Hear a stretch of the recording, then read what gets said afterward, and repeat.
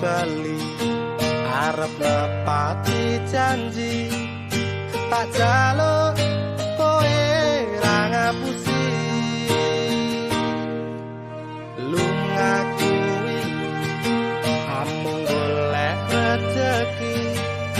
tak butekke